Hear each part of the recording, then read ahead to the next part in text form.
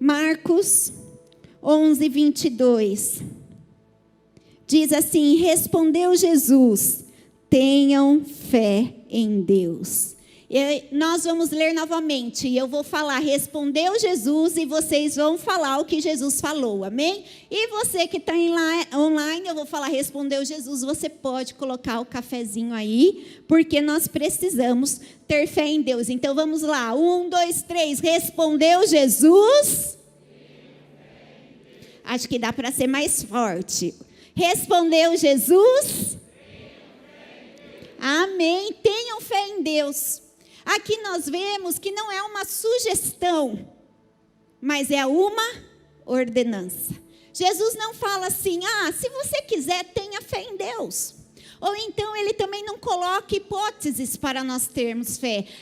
Tenha fé em Deus se a sua vida estiver toda colorida, linda. Tenha fé em Deus se você estiver bem empregado e com saldo grande na sua conta bancária. Tenha fé em Deus se o seu casamento estiver maravilhoso. Não. É uma ordenança. Simplesmente Jesus diz, tenham fé em Deus. E aqui ele deixa bem claro que é indiferente de situação. Nós devemos ter fé em Deus. E eu posso dizer e ousar dizer que nos dias que estamos vivendo, mais ainda precisamos ter fé em Deus. Porque a fé em Deus faz toda a diferença no nosso dia a dia. Esses dias pesquisando, eu descobri até mesmo que a Organização Mundial de Saúde nos encoraja a ter fé. Você sabia disso? É cientificamente comprovado que a fé nos ajuda na saúde física, mental e emocional. Então, eles encorajam para que as pessoas tenham fé.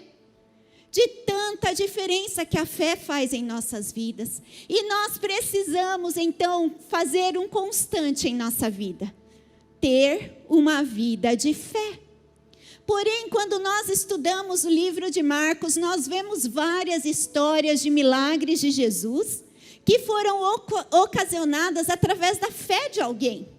Só que ao olhar essas histórias, nós podemos ver 4 tipos de fé. Quantos tipos? E nessa noite o Senhor manda te dizer, é tempo de você romper em fé e alcançar o melhor de Deus na sua vida. E nós vemos então que o primeiro tipo de fé está em Marcos 9. É uma história de que um pai tinha um filho endemoniado. E aquele pai já tinha corrido para todos os lugares com o seu filho, tentando libertar o seu filho. A Bíblia diz que ele já tinha ido a médicos, ele já tinha ido em feiticeiros e nada acontecia. A ponto de que aquele pai já estava desanimado em buscar a libertação do seu filho. A situação estava tão grave porque aquele pai, tudo que ele via era a situação do seu filho, a gravidade do seu filho, ao ponto de que aquele homem ouviu falar de Jesus, ouviu falar o que Jesus estava fazendo, por isso é muito importante contarmos os nossos testemunhos. E ao ouvir, ele falou assim, por que tentar? Por que não tentar?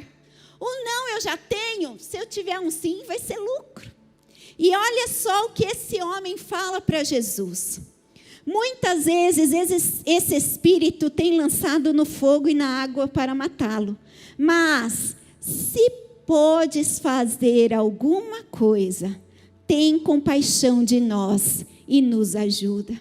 Nós vemos então que este homem chega até Jesus falando, se podes fazer alguma coisa.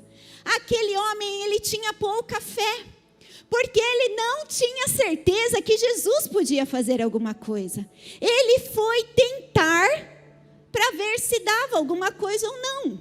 E ele chegou ao ponto de falar assim, olha Jesus, a situação do meu filho é tão grave que o demônio tenta jogar ele no fogo, tenta jogar ele na água para matá-lo. E se o Senhor não conseguir fazer nada, tudo bem.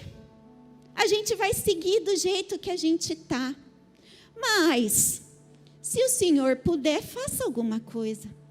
Quantas vezes você e eu estamos como este homem com pouca fé? Nós chegamos até a presença de Deus e falamos assim: Deus, se o Senhor quiser fazer, tá bom.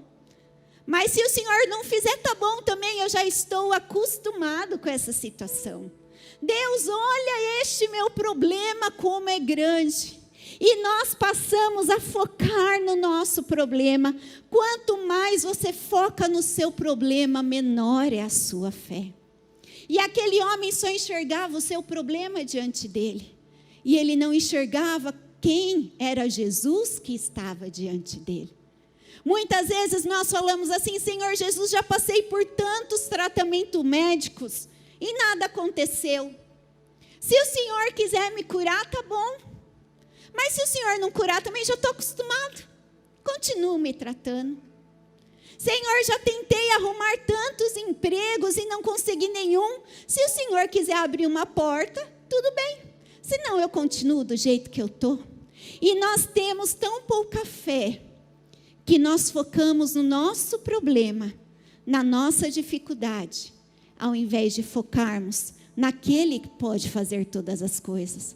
Mas nós vemos que essa não é uma única história, nós temos uma segunda história que nos mostra o segundo tipo de fé. Essa segunda história é uma história diferente desta primeira. Nesta primeira era um pai que já estava desacreditado e ele tenta uma última vezinha, aquela fezinha lá no fundo. Essa segunda história já era um leproso que estava à beira do caminho. E ali o leproso ouvia sempre o que Jesus fazia, o quanto ele curava, o quanto outros leprosos ele já tinha curado. E a palavra de Deus diz que Jesus estava passando e aquele leproso que já estava discriminado da sociedade, porque a lepra era tida como uma maldição. Quando você estava leproso, você devia sair da sociedade e viver fora da sociedade. Porque você podia trazer maldição para outras pessoas. E aquele homem estava então fora ali da cidade, fora da comunhão dos amigos e familiares, e só ouvindo que Jesus curava.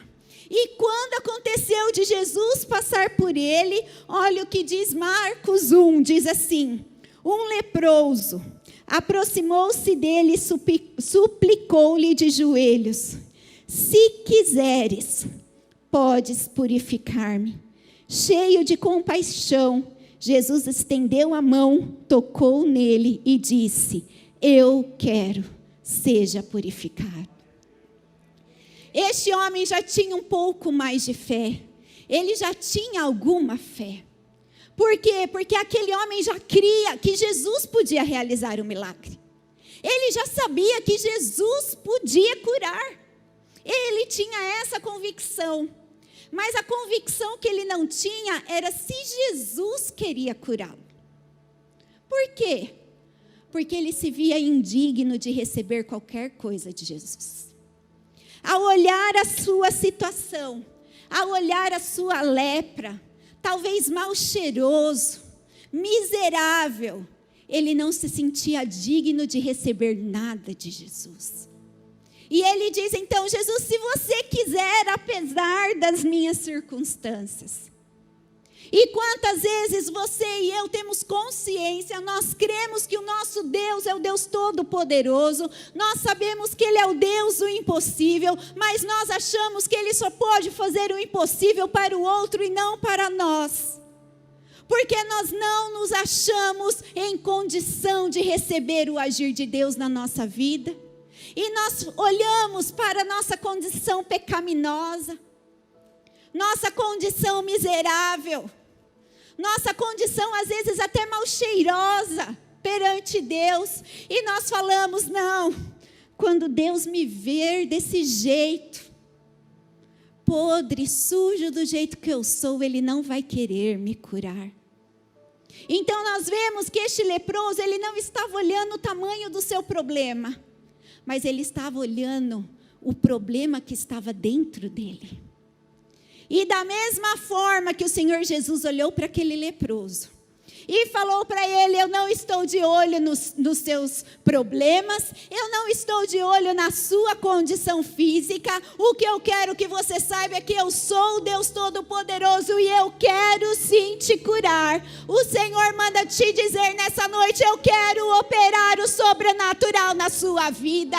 Não é por quem você é, não é por sua condição, não é porque você merece, mas é porque eu sou Deus e eu quero manifestar o meu poder na sua vida.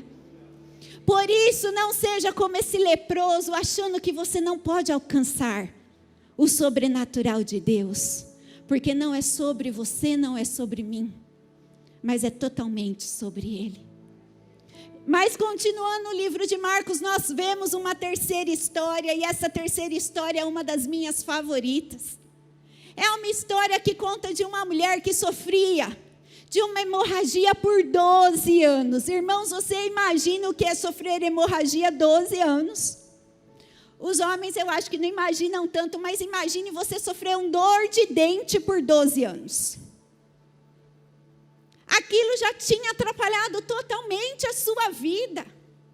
Aquela enfermidade já estava fazendo parte de você, porque 12 anos, a Bíblia não conta nem o nome dela, a Bíblia fala a mulher do fluxo de sangue. Ela não tinha mais nem identidade. Ela era conhecida pelo seu problema. Mas aquela mulher, diferente do primeiro homem, diferente do leproso, ela não olhou para o seu problema. Mas ela sabia quem poderia agir sobre a sua vida. Irmãos, de repente aquele homem que tinha o seu filho ali endemoniado, ele tinha passado por algum tempo com o filho daquela situação, por isso ele já não cria mais. Porém, essa mulher mesmo passando 12 anos com este problema, ela continuava crendo que Jesus podia curá-la. A Bíblia fala que ela passou por todos os médicos e nenhum médico pôde fazer nada. Mas ela sabia que quando ela chegasse até Jesus, Ele poderia fazer tudo. A Bíblia fala que ela tinha gasto todo o seu dinheiro em tratamento. Mas ela sabia que quando ela chegasse até Jesus, não seria sua condição que ia trazer a cura, mas seria a virtude do próprio Jesus que ministraria a cura dela. Então esta mulher, ela enfrenta uma multidão. E ao enfrentar aquela multidão, irmãos, ela não estava apenas passando por um monte de gente. Ela estava arriscando a sua vida à morte. Porque se qualquer pessoa ali soubesse que ela estava com hemorragia, ela seria apedrejada ali naquela hora. Mas essa mulher chegou a ter uma fé tão grande, que a fé grande toma riscos para chegar ao seu milagre. E olha o que diz Marcos 5. Diz assim: estava ali certa mulher que havia 12 anos vinha sofrendo de hemorragia. Quando ouviu falar de Jesus, chegou por trás dele, no meio da multidão, e tocou em seu manto, porque pensava: se eu tão somente tocar em seu manto, ficarei curada. Então Jesus lhe disse: filha, a sua fé a curou. Se tão somente eu tocar, se tão somente eu tomar um risco de fazer algo para Jesus me perceber. E nós precisamos, irmãos, aprender a tomar risco sim, para alcançarmos o nosso milagre. Um risco que você pode tomar é o jejum da vitória. Quando você está fazendo o jejum de 21 dias, abrindo mão de algo que você gosta muito, você está tomando um risco pela sua bênção. Acordar às 3 horas da manhã para orar é outro risco. Mas Deus nos convida a tomar riscos maiores. Quantas pessoas estão enfermas perto de você e você nunca orou por elas porque você tem medo de tomar o risco? Jesus nessa noite te diz: tome o risco, mova-te em fé. Quantas pessoas perto de você estão precisando ouvir que Jesus Cristo salva, batiza com o Espírito Santo, cura e voltará, mas você nunca tomou o risco de falar de Jesus para essa pessoa? Jesus está nos dizendo nessa noite: está na hora de tomar o risco, porque a grande fé toma o risco e ver o agir de Deus na sua vida. Mas essa ainda não é a última fé, o último nível de fé que o Senhor Jesus quer nos levar essa noite. Ele quer que nós possamos romper em fé totalmente. E essa última história é uma história, irmãos, de uma pessoa que não precisou ouvir Jesus para crer. Ele não precisou tocar em Jesus para alcançar o seu milagre. Ele não precisou de nada, ele simplesmente sabia que Jesus ia realizar o seu milagre. Esta última pessoa é o cego Bartimeu. A palavra de Deus diz que ele ficava na beira do caminho, recebendo esmolas, mendigando. E muitas pessoas passavam por ali falando de tudo que Jesus fazia. E cada vez que aquele homem ouvia um testemunho, ele falava assim: logo será a minha vez. Eu também vou receber a minha vitória. Vai chegar o meu dia que eu vou chegar até Jesus. Logo vai acontecer comigo. E a palavra de Deus diz que um certo dia Jesus passava por ele. E olha só o que ele fez em Marcos 10. Bartimeu, que era cego, estava à beira do caminho pedindo esmolas. Quando ouviu que era Jesus de Nazaré, começou a gritar: Jesus, filho de Davi, tem misericórdia de mim. O que você quer que eu lhe faça? Perguntou Jesus. E o cego respondeu: Mestre, eu quero ver. Vá, disse Jesus, a sua fé te curou. Aquele homem não precisou ver Jesus para crer que Jesus ia operar um milagre.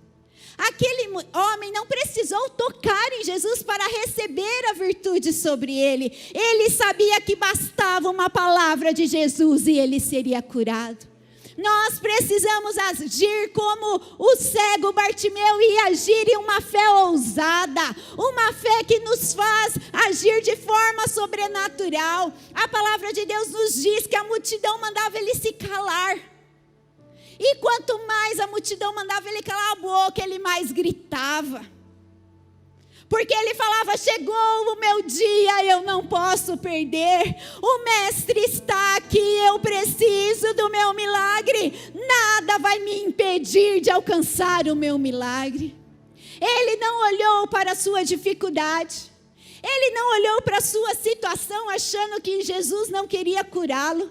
Ele não estava a ponto de receber um toque ou fazer um toque. Ele só sabia que a presença de Jesus faria toda a diferença na vida dele. Pastora, como você sabe isso? Pela atitude do cego Bartimeu. A palavra de Deus diz que quando ele soube que Jesus estava passando, ele começou a gritar, a gritar, a gritar: filho de Davi, tem misericórdia de mim. E quando Jesus parou e olhou para ele, olha a atitude que aquele homem teve. Você pode ler depois direitinho aqui em Marcos 10. A Bíblia diz que ele se levantou de onde ele estava e ele tirou a sua capa, o manto que ele tinha sobre ele.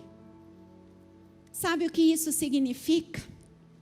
Aquele manto, irmãos, era um manto dado pelo sacerdote para o cego, como se fosse uma autorização para ele ficar à beira do caminho pedindo esmolas.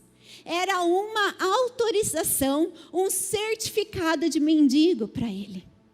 E quando ele soube que Jesus estava passando, preste atenção, ele não tinha sido curado. Ao saber que Jesus estava passando, ele já sabia que o milagre era dele. Ele se levantou e ele falou assim: chega, eu não sou mais mendigo, eu não sou mais cego, eu não vivo mais nessa miséria, porque Jesus está passando. E Jesus manda te falar nessa noite: chega de ficar com esse manto de coitadinho. Chega de ficar andando com este manto de perdedor. Chega de ficar se apoiando nesse manto de que precisa de ajuda de todo mundo. Jesus está passando. Se coloque em pé e largue este manto e comece a clamar ao Senhor Jesus. Ele quer agir na sua vida. Pode ficar sentadinho, gente. Era o modo daqui, né? Ele não estava curado ainda, mas ele já tomou uma atitude. Mesmo que você não veja a vitória ainda na sua vida.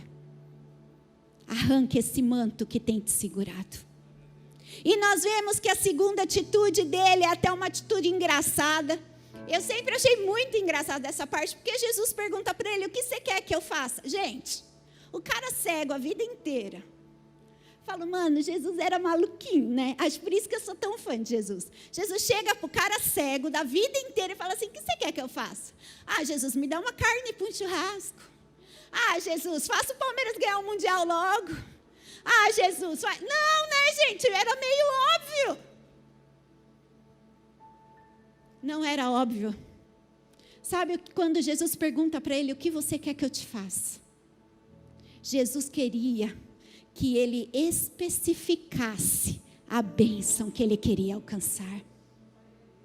Quando nós agimos com a fé ousada, irmãos, nós não pedimos qualquer coisa.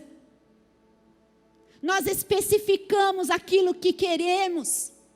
E Jesus te fala nessa noite, que queres que eu te faça? E você fala assim, Senhor, eu quero uma casa. Aí Jesus te fala, qual casa?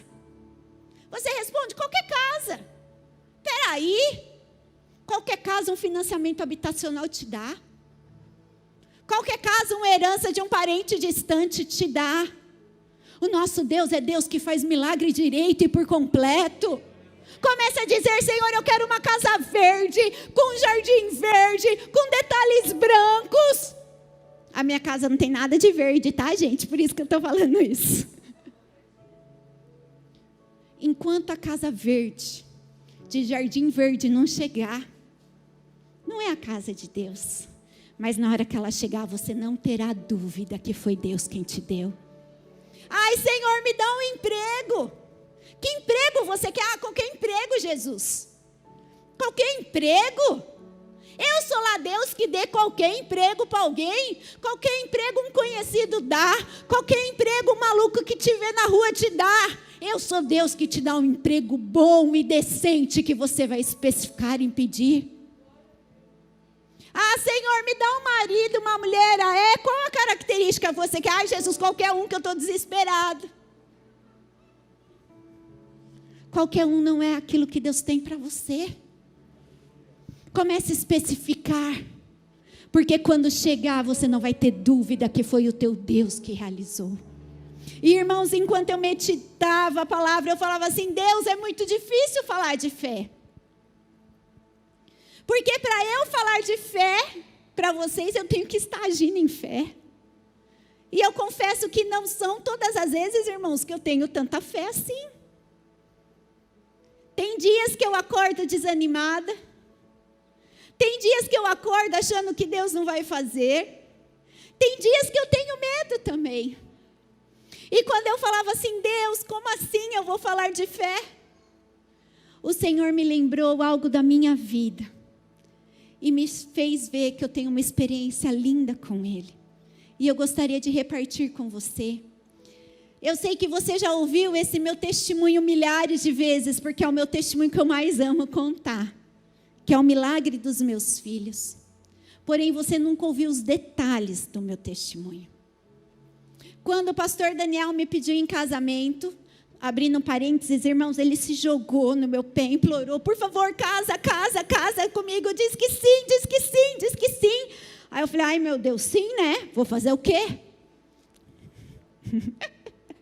Ele está muito bonzinho hoje. Vamos ter uma conversa, brincadeira, né? Quando ele me pediu em casamento, eu fui então fazer todos os exames pré-nupciais, porque eu ia casar com ele. E quando eu fiz, foi quando eu descobri, irmãos, que o médico me disse que eu tinha endometriose, ovários policísticos. E ela deixou bem claro assim para mim, olha, é quase impossível você engravidar. E aquela palavra veio assim, como uma martelada no meu coração, uma facada.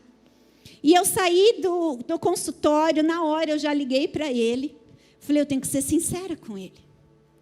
Falei, Mo, você sabe que a gente vai casar. E eu sei que você tem o sonho de ter filhos. Mas eu acabei de saber que eu sou estéril. Você vai querer ainda assim casar comigo? Irmãos, ele estava tão desesperado que ele falou, claro, meu amor, nem ligo mais para a filha, eu quero é você. Falei, ai, aleluia. Não foi isso que ele falou. Ele falou assim, Mo, no tempo certo, Deus nos dará os nossos filhos. Essa palavra me encheu tanto de fé, que agora eu vou contar a parte que você nunca ouviu. Eu fui para minha casa, irmãos, eu ainda não era casada. Eu ainda não estava grávida. Não tinha nada que pudesse aumentar a minha fé. Pelo contrário, eu tinha acabado de receber o diagnóstico de que eu não teria filhos. E eu cheguei na minha casa, eu me emociono toda vez que eu lembro. Eu peguei um papel e eu comecei a escrever uma carta para Jesus. E eu comecei a descrever todas as características que eu queria nos meus filhos. E a primeira que eu escrevi foi minha filha. Eu falei assim: Senhor Jesus, eu já te louvo pela minha filha linda que o Senhor vai me dar. E eu escrevi: e não vai ser qualquer filha, vai ser uma filha. E assim, irmãos, eu coloquei todos os meus sonhos nela, sabe? Eu coloquei assim: vai ser uma pessoa alta, de baixinha já chega eu.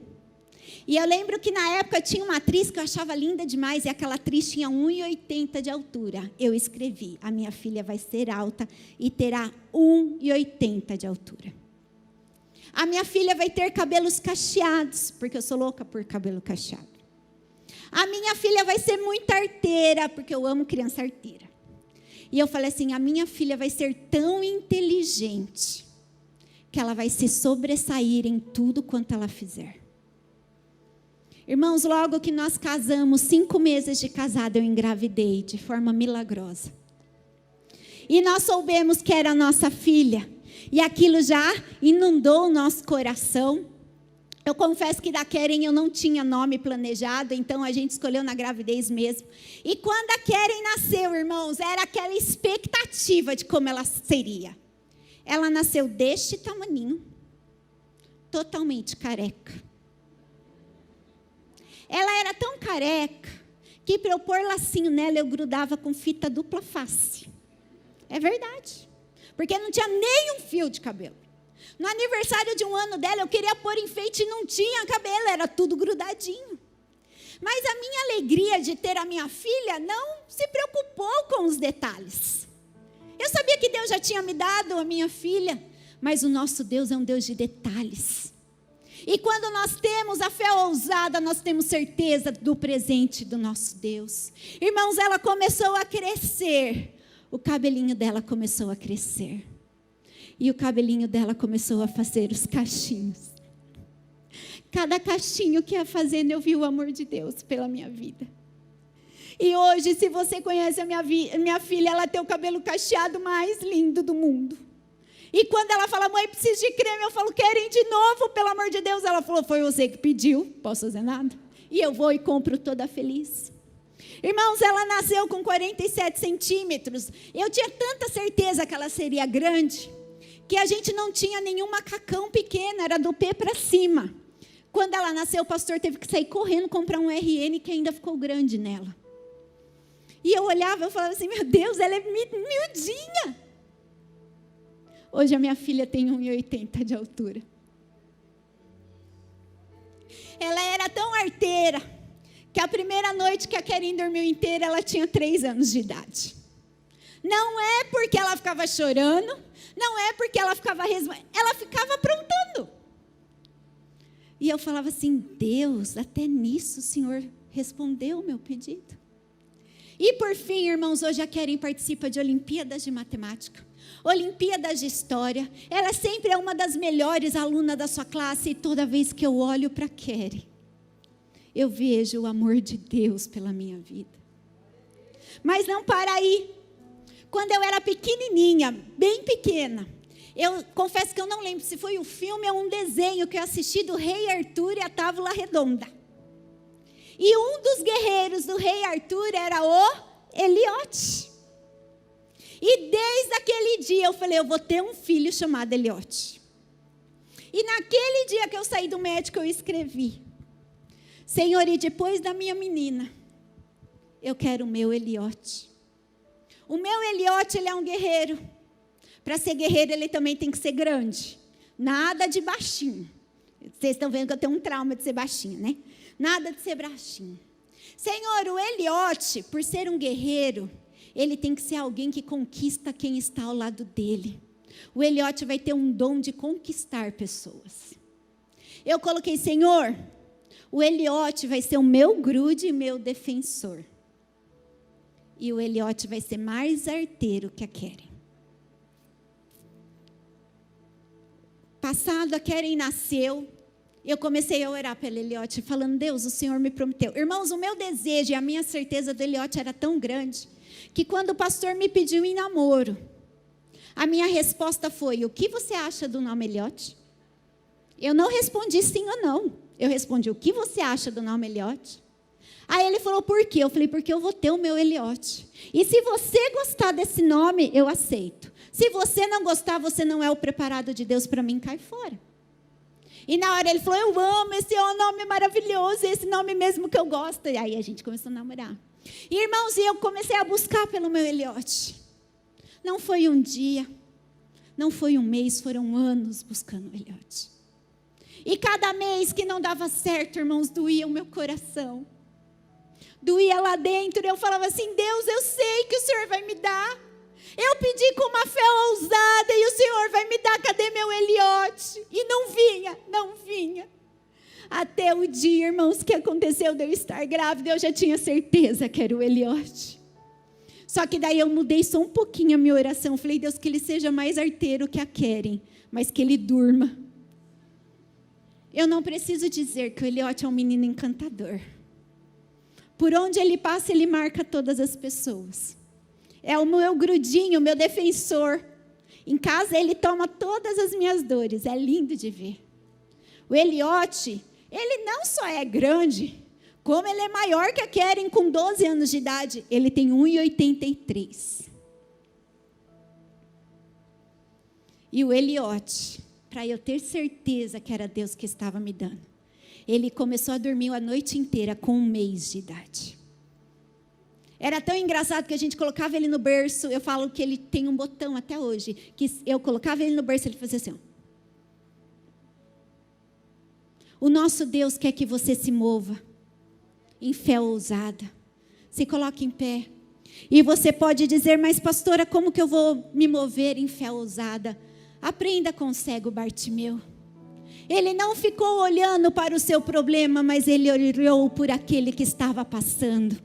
E ele sabia que aquele que estava passando era poderoso para fazer todas as coisas. Por isso, não olhe para a sua dificuldade, não olhe para o seu problema, não olhe para quão difícil é o milagre que você precisa. Comece a olhar para aquele que está passando por aqui nessa noite. É o Deus Todo-Poderoso, é o Deus sobrenatural, é o Deus que opera impossíveis em nossas vidas. A segunda atitude do cego, ele não olhou para a sua condição. Ele não ficou falando, eu não mereço, eu não mereço. Ele sabia que Jesus queria curar e ele tomou posse. Por isso agora não fique se achando um coitadinho que não merece a cura. Jesus está aqui, ele quer realizar um milagre na sua vida.